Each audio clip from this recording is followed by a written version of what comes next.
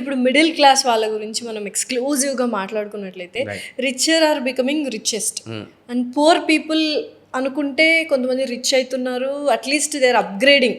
ఈ middle class వాళ్ళు మాత్రం మిడిల్ క్లాస్లోనే ఉంటున్నారు, ఏంటి? సో ఇప్పుడు మన ఇండియా ఏదైతే ఉందో వరల్డ్ మొత్తంలో చూసుకుంటే ఎకనామీ వైజ్ అంటే డబ్బుల వైజ్ 5th పొజిషన్లో ఉంది. ఇది మంచి విషయమా కాదా? చాలా మంచి విషయం, రైట్.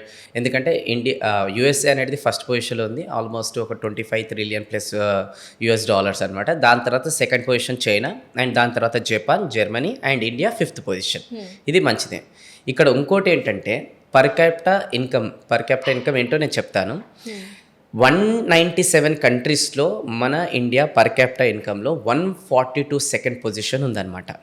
అంటే ఏంటంటే యుఎస్లో ఉన్న డబ్బంతా కూడా ఏదైతే ఉందో డివైడెడ్ బై యుఎస్లో ఉన్న జనాలు చేస్తే పర్ పర్సన్కి 40 lakhs రూపీస్ వస్తాయి. మన ఇండియాలో ఉన్న డబ్బంతా కూడా డివైడెడ్ బై పర్ పర్సన్ చేస్తే 17,000 వస్తుంది అనమాట.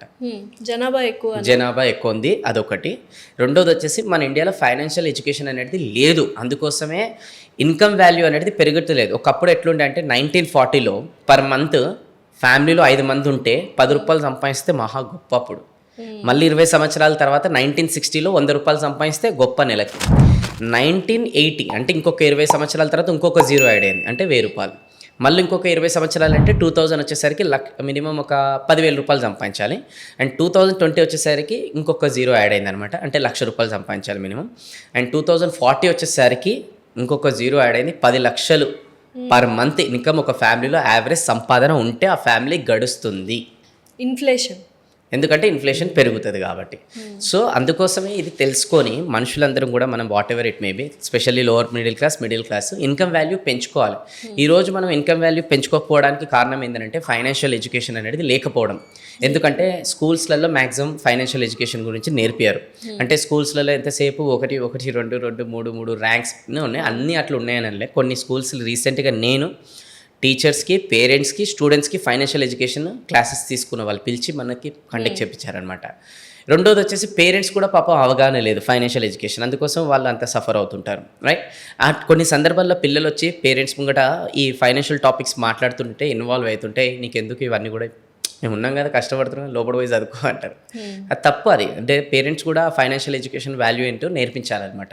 ఇంకా మూడోది వచ్చేసి ఏంటంటే టీచర్స్ కూడా నేర్పించారు ఏది పిల్లలకి ఫైనాన్షియల్ ఎడ్యుకేషన్. పాపం వాళ్ళు కూడా టీచర్స్ ఈ మధ్యకాలంలో ఇంట్లో ఖాళీగా ఉంటున్నామని చెప్పి స్కూళ్ళలో వెళ్ళి జాబులు చేసుకుంటారు, అందరు గారు కొంతమంది అనమాట. సో అందుకోసం వాళ్ళు కూడా ప్రాపర్గా చెప్పలేరు, ఎందుకంటే వాళ్ళది కూడా శాలరీ మెంటాలిటీ ఉంటుంది కదా, రైట్. నెక్స్ట్ 4th వచ్చేసి సొసైటీలో ఏమన్నా ఫైనాన్షియల్ ఎడ్యుకేషన్కి సంబంధించిన ఇన్స్టిట్యూషన్స్ ఉన్నాయంటే ఏం లేవు, ల్యాక్ ఆఫ్ నాలెడ్జ్ అక్కడ కూడా. అండ్ ఇంకా 5వది చాలా పెద్ద మన ఇండియాలో స్పెషల్గా కొన్ని ప్లేసెస్లో ఇది పెద్ద బ్యాడ్ పాయింట్ ఏంటంటే negative beliefs towards rich people. అంటే గొప్పోళ్ళు ఏదైతే గొప్పోళ్ళు అవుతుంటే కొంతమంది వీళ్ళకి డైజెస్ట్ కాకుండా వానికి వాళ్ళు ఏం చేస్తే వస్తుందో అది అదా ఇట్లాంటివన్నీ చాలా వింటున్నాం అసలు యాక్చువల్గా. సో ఇట్లా కూడా ఉందన్నమాట. అంటే నా ఒక గోల్డెన్ కొటేషన్ అనుకోండి, ఒక మంచి మాట అనుకోండి, రిచ్ పీపుల్ని తిట్టినంత కాలం మనం రిచ్ కాలేం.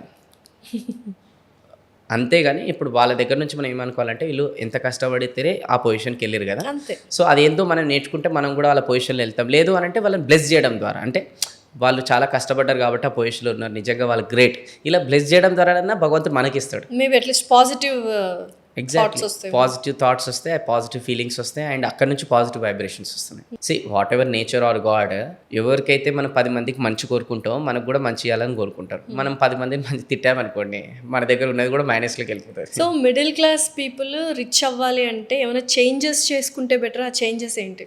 చేంజెస్ అయితే కంపల్సరీ చేసుకోవాలి. ఎందుకంటే ఇప్పుడు రాబోయే టైంలో మిడిల్ క్లాస్ రిచ్ అవుతారా, పూర్ క్లాస్ రిచ్ అవుతారా? జనరల్గా చెప్పండి మీరు. పూర్ క్లాసే అవుతారని మామూలుగా మిడిల్ క్లాస్ అవ్వాలి, బట్ పూర్ క్లాస్ అవుతారేమో అని ఒక భయం. భయం కాదు, సారీ కాదు, బట్ అవుతారు, రైట్. ఎందుకు అని అంటే నేను చెప్తాను, రాబోయే టైంలో మిడిల్ క్లాస్ ఇంకా పూర్ అవుతారు. ఓకే, పూర్ వచ్చేసి మిడిల్ క్లాస్ ఆర్ రిచ్ క్లాస్లోకి వెళ్తారనమాట. ఎందుకనేది నేను చెప్తాను, ఇది చాలా జాగ్రత్తగా అర్థం చేసుకోవాలి. ఎందుకంటే ఈ పర్పస్ ఆఫ్ ద పాడ్కాస్ట్ ఒకటే అనమాట, మిడిల్ క్లాస్ ఎవరైతే ఉన్నారో వాళ్ళని మనం రిచ్ క్లాస్లోకి తీసుకురావాలి, అలానే పూర్ క్లాస్లను కూడా మిడిల్ క్లాస్లోకి ఆర్ రిచ్ క్లాస్లోకి తీసుకురావాలి. ఈ పాడ్కాస్ట్ ఒక పర్పస్ అనమాట. సో అది కనుక ఇప్పుడు over middle class or lower middle class ఈ పాడ్కాస్ట్ చూస్తున్నట్టయితే ఎండ్ వరకు చూసారనుకోండి, నేను 200% గ్యారంటీతో చెప్తానమాట, తప్పకుండా వాళ్ళు రాబోయే టైంలో వాళ్ళు మిడిల్ క్లాస్ నుంచి రిచ్ క్లాస్లోకి అయితే షిఫ్ట్ అవుతారు. ఎందుకంటే చాలా స్ట్రాటజీస్ అనేది నేను చెప్తాను, అండ్ చాలా మిస్టేక్స్ ఏవైతే చేస్తున్నామో ఆ మిస్టేక్స్ ఏంటో కూడా చెప్తాను, దాంట్లో నుంచి ఎట్లా బయటపడాలో కూడా నేను చెప్తాను అనమాట. అట్లా డీటెయిల్గా డెప్త్గా మనం డిస్కస్ అనేది చేస్తాం. చాలా ఇంట్రెస్టింగ్ ఉంటుంది. జనరల్గా ఈరోజు పాడ్కాస్ట్లో ఏవైతే మనం డిస్కస్ చేయబోతున్నామో, నేను ఫైనాన్షియల్ మేనేజ్మెంట్ వర్క్షాప్స్ కండక్ట్ చేస్తాను, అది చాలా చార్జ్ చేస్తాను. బట్ అట్లాంటిది ఈరోజు మీ ద్వారా ఇది చాలా మందికి ఫ్రీగా నాలెడ్జ్ అనేది దొరుకుతుంది. Thank you so much. So దాన్ని యూజ్ చేసుకోవాలి ఎండ్ వరకు చూసి. So middle class to rich class అవ్వాలి అంటే తప్పకుండా ఈ పాడ్కాస్ట్ వేణు కళ్యాణ్ గారి మాటలు వినాల్సిందే 100%. ఎండ్ వరకు ఎండ్ మీరైతే బుక్ పెన్ను తీసుకొని కూర్చుంటే ఇంకా బాగుంటుంది. ఎందుకంటే నేను బిలీవ్ చేస్తాను, ఎవరైతే నోట్స్ రాస్తారో వాళ్ళు నోట్లు ఎక్కువ సంపాదిస్తారు. వావ్, సో అందుకోసం బుక్ పెన్ను తీసుకొని కూర్చుంటే ఇంకా బాగుంటుంది. సో నా ఫ్యామిలీ అందరు కలిసి చూస్తే అయితే ఇంకా ఎక్కువ ఎదిగిపోతారు అందరు కూడా. ఇప్పుడు ఒక కుటుంబంలో ఒకరు మాత్రమే ఈ పాడ్కాస్ట్ చూసేసి ఆ ఒక్కరు మాత్రమే పాపం సేవింగ్స్ కంట్రోల్ చేసుకొని మంచిగా ఇన్వెస్ట్మెంట్ చేస్తుంటే ఇంకా నలుగురు వృధా ఖర్చు చేస్తే ఈ ఒక్కరి కష్టం కూడా వేస్ట్. సినిమాకి అందరూ కలిసి వెళ్ళి ఎంటర్టైన్మెంట్ హ్యాపీ ఎంజాయ్ చేస్తారు. ఇది కూడా అందరు కలిసి చూడండి. Definitely you will have better and best life, luxury life 100%. So నా ఒక ఫ్యామిలీలో, మిడిల్ క్లాస్ ఫ్యామిలీలో ఒక పర్సన్ అనేది కష్టపడతాడు, ఎవరైతే ఇంట్లో మెయిన్ పర్సన్, ఇంకా వేరే వాళ్ళు అనేది కష్టపడరు. ఎందుకు కష్టపడారంటే ఫస్ట్ ఈ పర్సన్ ఎవరైతే ఉంటారో మోస్ట్ ప్రాబ్లీ ఒక హస్బెండ్ ఉంటారు. ఓకే, వైఫ్కి నువ్వు ఎందుకు బయటికి వెళ్ళి అవన్నీ పనులు చేయడం, నువ్వు ఇంట్లో ఉండి పిల్లల్ని చూసుకోవాలి, వంట చేసుకోవాలి, అంతే. అంటే వైఫ్ అంటే అంతేనని కొంతమంది ఫిక్స్ అయిపోయారు అనమాట. పాపం ఆమె వెళ్ళి నేను కూడా కొంచెం సొసైటీలో ఏదైనా కష్టపడి ఇంట్లో కాంట్రిబ్యూట్ చేస్తానంటే కూడా కొంతమంది ఉంటారు మేల్ ఈగోస్. ఓకే, సో వాళ్ళు ఏం చేస్తారంటే ఎక్కడ ఏమే పోతే నన్ను డామినేట్ చేస్తారో, సొసైటీలో ఏమనుకుంటారో అని చెప్పేసి ఆ పర్సన్ ఏం చేస్తారు, మీరు ఏం కష్టపడాల్సిన అవసరం లేదు, అన్నీ నేనే తెచ్చి పెడతా, నేనే కష్టపడతా అని చెప్పేసి ఆ ఈగోతోని పోయి ఆ పర్సన్ అనేది కష్టపడతాడు అనమాట. దీని పరిణామం ఏమైతే అది చెప్తాను నేను ఇప్పుడు. ఓకే, సో ఒక ఫ్యామిలీలో 5 మంది ఉన్నారని అనుకుందాం. ఒక వైఫ్, దాని తర్వాత 2 పిల్లలు, ఇంకొక అమ్మ నాన్న ఇట్లా అనుకుందాం, ఒక 5-6 మంది, రైట్. సో నా ఒక పర్సన్ ఒక ఇంట్లో 50,000 రూపాయలు సంపాదిస్తారు మిడిల్ క్లాస్ ఫ్యామిలీలో, రైట్. సో ఇప్పుడు ఆ మిడిల్ క్లాస్ పర్సన్ 50,000 రూపాయలు సంపాదిస్తే డివైడెడ్ బై 5 అంటే పర్ పర్సన్ 10,000 అవుతుంది. దాన్నే పర్ క్యాపిటల్ ఇన్కమ్ అంటాం అనమాట. అదే మీరు పూర్ క్లాస్లో తీసుకున్నట్టయితే హస్బెండ్ ఎక్కడనో ఒక దగ్గర కష్టపడతాడు, వైఫ్ కూడా పనికి అనేది వెళ్తుంది. ఆ 2 పిల్లలు కూడా ఖాళీ ఉండకుండా జొమాటోనో స్విగ్గీనో సాయంత్రం పూట ఇంకేదైనా జాబ్ చేయడానికి వాళ్ళ 2 పిల్లలు కూడా పంపిస్తారు. అలానే వాళ్ళ నాన్నను కూడా ఖాళీగా కూర్చోబెట్టకుండా, నాన్న నువ్వు వాచ్మెన్ దగ్గరనైనా ఏదైనా అపార్ట్మెంట్స్ దగ్గర కింద ఏదైనా పని చేసుకోని అని చెప్పేసి అట్లా కూడా పెడతారు వీళ్ళు ఇట్లా. సో వాళ్ళ ఇంట్లో అందరు కలుపుకున్నాం. ఎగ్జాంపుల్, ఒక హస్బెండ్ 20,000, వైఫ్ 16,000, సన్ ఒక 16,000, ఫాదర్ 18,000.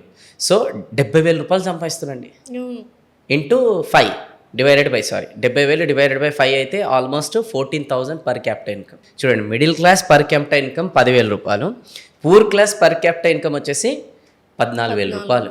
ఎవరు ఇక్కడ ఎదిగినట్టు? పైగా వాళ్ళ ఖర్చులు కూడా చాలా తక్కువ. ఇప్పుడు అక్కడికే వద్దాం. ఇప్పుడు మిడిల్ క్లాస్ వాళ్ళు ఎలా ఉంటుందని అంటే వాట్ ఎవర్ ఇప్పుడు సంపాదించే దాంట్లో కూడా ఖర్చులు అనేది ఎక్కువ పెడతారు అనమాట. ఓకే, ఎగ్జాంపుల్ స్కూల్ అంటే ఈ మధ్యకాలంలో చాలా మంది మిడిల్ క్లాస్ వాళ్ళకి ఏది బెస్ట్ స్కూల్ అంటే ఏ స్కూల్ అయితే ఫీజు ఎక్కువ ఛార్జ్ చేస్తుందో అదే బెస్ట్ స్కూల్ అంటున్నారు అనమాట. అదే ఓకే, సో ఎందుకంటే అందులో పంపిస్తే లైఫ్ సెటిల్ కాదు, ఇంకా నాశనం అవుతుంది. ఎందుకంటే ఏదైతే పెద్ద స్కూల్ ఉన్నాయో అక్కడ అంతా డబ్బుతో కూడుకున్న పెద్ద వాళ్ళ పిల్లలందరూ ఉంటారు. వాళ్ళకి డబ్బు అంటే అసలు లెక్కనే కాదనమాట. వాళ్ళకి ఐఫోన్ అంటే ఇట్లా జూబీ ఇట్లా కింద పడేస్తారు వాళ్ళు. సో ఈ స్కూల్లోకి వెళ్ళి మన పిల్లలు వాళ్ళతో పాటు కలిసి తిరిగితే రేపు రోజున పెద్ద కోరికలు లెక్క వస్తాయి కదా. ఇంటికి వచ్చి మమ్మీ నాకు ఐఫోన్ ఇప్పివారని అంటే మనం ఇప్పలేరంటే మనం నెగిటివ్ అయిపోతాం. అంటే వాళ్ళు ఏదైతే అడుగుతారో ఇన్స్టెంట్ చేయాలి, లేదంటే మనం నెగిటివ్ అవుతాం. అది ఎవరు అలవాటు చేశారు? మనమే. ఆ పెద్ద స్కూల్లో పెద్ద థింగ్స్ అన్నీ చేసేసి చూడండి, మంచిగా నైతిక విలువలతో కూడుకున్న బేసిక్ ఎడ్యుకేషన్ ఇచ్చిన ఏ స్కూల్ అయినా కూడా మంచి స్కూలే. ఓకే, ఈ స్కూల్ రిలేటెడ్ కూడా మాట్లాడాలంటే ఇక్కడ కూడా ఫైనాన్షియల్ మేనేజ్మెంట్ నేను ఏం చెప్తానంటే, ఇన్స్టెడ్ ఆఫ్ ఇంటర్నేషనల్ స్కూల్ లక్షల రూపాయలు ఫీజులు కట్టే కన్నా బేసిక్ స్కూల్ మీ ఇంటి దగ్గర ఉన్నది ఏదైనా మీరు జాయిన్ చేసేసి దాని తర్వాత స్కూల్ అయిపోయిన తర్వాత ఇంక ఎక్స్ట్రా స్పోర్ట్స్ యాక్టివిటీస్లో జాయిన్ చేస్తే, ఓకే, అదే డబ్బు తీసుకొచ్చి స్పోర్ట్స్ యాక్టివిటీస్లో ఖర్చు పెడితే ఇంకా పిల్లలు అనేది చాలా ఎదుగుతారు. ఇప్పుడు మనం ఏం చేస్తున్నాం, పొద్దున వెళ్ళాలి, సాయంత్రం రావాలి, పెద్ద స్కూల్ కాబట్టి ఎక్కువసేపు చదివిస్తారని అనుకుంటున్నాము. దాని తర్వాత స్పోర్ట్స్ యాక్టివిటీస్ ఇవన్నీ చాలా తక్కువ ఉంటాయి కూడా చాలా తక్కువనే ఉంటాయి. దాని తర్వాత వచ్చేస్తారు, వీళ్ళు టైర్డ్ అయిపోయి ఏదో పడుకుంటారు, లేదంటే ఇంటికి వచ్చి మళ్ళీ గేమ్స్ ఆడుకుంటారు, రైట్. సో ఆ గేమ్స్ అంటే కూడా by the way TV games or video games, mobile games, right. So అది ఎప్పుడు కూడా ఎదగడానికి స్కోప్ లేదు. ఇప్పుడు చాలా మటుకు ఎలా ఉందంటే 10th తర్వాత ఇంటర్మీడియట్ తర్వాత స్పోర్ట్స్లో జాయిన్ చేస్తే వేస్ట్ అండి.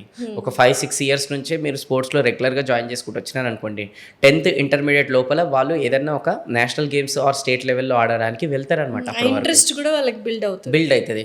కానీ మన దగ్గర 10th వరకు 1-1-2 ఇంటర్లో కూడా 1-1-2 డిగ్రీ బీటెక్లో ఏం ఇంట్రెస్ట్ వస్తుంది వాళ్ళకి? ఏంటంటే మిడిల్ క్లాస్ వాళ్ళకి చదువే అన్ని అన్న కాన్సెప్ట్ లో ఉంటారు. ఎగ్జాక్ట్లీ. ఈరోజు ఈ మిత్ అనేది కొంచెం డిలీట్ చేసి కొంచెం చదువుతో పాటు ఎక్స్ట్రా కరికులర్ యాక్టివిటీస్ ప్లస్ ఇంకా స్కిల్స్, మంచి మంచి స్కిల్స్ ఉన్నాయి, ఆ స్కిల్స్ అనేది నేర్పిస్తే రేపటి రోజున వీళ్ళు అనేది ఇంకెక్కువ ఇన్కమ్ వాల్యూ అనేది జనరేట్ చేస్తారనమాట. సో ఫస్ట్ వచ్చేసి స్కూల్ ఏం చేస్తారు, మిడిల్ క్లాస్ వాళ్ళు వచ్చేసి పెద్ద స్కూల్లో జాయిన్ చేస్తారు, కానీ పూర్ క్లాస్ వాళ్ళు గవర్నమెంట్ స్కూల్లో జాయిన్ చేస్తారు. మిడిల్ క్లాస్ వాళ్ళు ఏదైనా చిన్న రోగం వస్తే ఫస్ట్ డాక్టర్ చూడారనమాట, హాస్పిటల్ ఎంత నీట్గా క్లీన్గా ఉంది అండ్ హాస్పిటల్ అనేది ఎంత బాగుంది అండ్ బెడ్స్ అన్ని నీట్గా ఎంత బాగున్నాయి అని చూసేసి అట్లాంటి హాస్పిటల్కి వెళ్తారనమాట. అంటే డబ్బులు ఆడ కూడా ఎక్కువ ఖర్చు పెడుతున్నారు.